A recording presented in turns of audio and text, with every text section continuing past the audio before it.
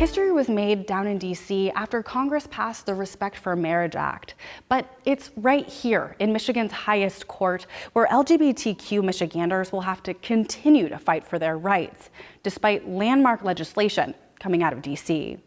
One question would be, what does the court do with existing marriages? LGBTQ lawyer Christine Yared said that's the question on a lot of minds after the fall of Roe v. Wade left some doubts about other Supreme Court cases. If Obergefell is overturned, Michigan reverts back to being a state that prohibits same-sex couples from getting married. And what this would look like is total chaos. Obergefell is the landmark 2015 Supreme Court case that made marriage equality the law of the land and allowed same-sex couples to get married here in the Mitten. But lawmakers advocating on the issue say, despite that case and the Respect for Marriage Act, there's still work to do. We still have language right now in our Constitution as passed in a ballot proposal in 2004 that bans not only marriage equality, but even civil unions for same-sex couples. It's on Michigan Attorney General Dana Nessel's mind as well. She said, quote, if and likely when Obergefell is overturned, clerks in all 83 counties in Michigan will have to turn same-sex couples away when applying for a marriage license.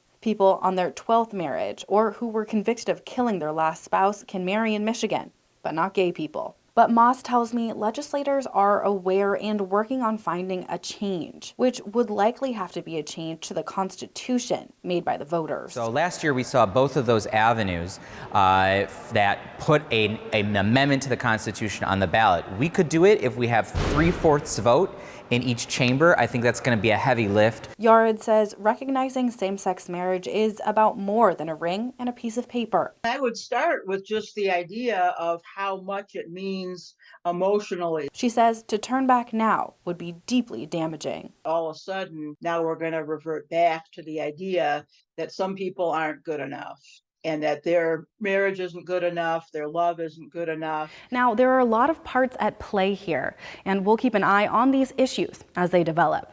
For now, I'm your senior political reporter, Elle Myers, Fox 47 News.